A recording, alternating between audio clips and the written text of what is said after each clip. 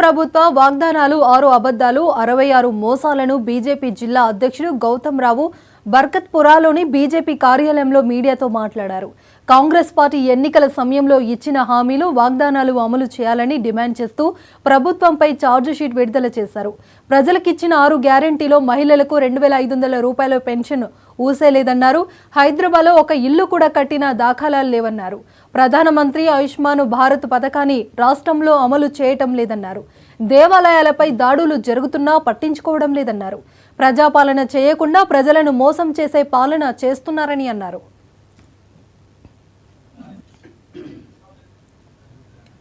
రాష్ట్రంలో అధికారంలో ఉన్నటువంటి కాంగ్రెస్ పార్టీ ప్రజలకు ఏదైతే హామీలు ఇచ్చినారో, ఏదైతే 6 గ్యారెంటీలు ఇచ్చినారో, ఒక సంవత్సరం పూర్తయిన వచ్చే 7వ తారీఖు నుంచి ఒక సంవత్సరం పూర్తయిన సందర్భంగా విజయోత్సవ సభలు ఈ రాష్ట్రంలో ఉన్నటువంటి కాంగ్రెస్ పార్టీ నిర్వహించుకుంటాం.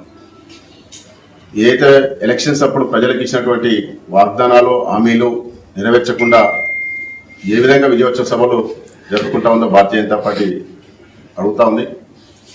కాబట్టి ప్రజల తరఫున వాళ్ళకి ఇచ్చినటువంటి హామీలు గ్యారెంటీలు నెరవేర్చాలని చెప్పి ప్రజల తరఫున మేము ఈ యొక్క ఛార్జ్షీటు రాష్ట్రంలో మరియు అసెంబ్లీ వారికి కూడా అన్ని 119 అసెంబ్లీ కూడా ఈ యొక్క ఛార్జ్షీట్ రిలీజ్ చేయడం జరుగుతుంది. దాంట్లో భాగంగా ఈరోజు అంబర్పేట అసెంబ్లీ నుంచి ఒక ఛార్జ్షీట్ పెట్టడం జరుగుతుంది.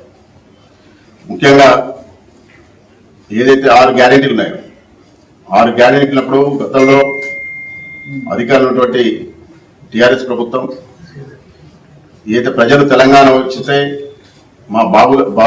మా యొక్క బతుకులు బాగుపడతాయని చెప్పి ఆలోచనతో ఆ ఉద్యమంలో పాల్గొని అందరూ కూడా తెలంగాణ సాధించుకున్నారు.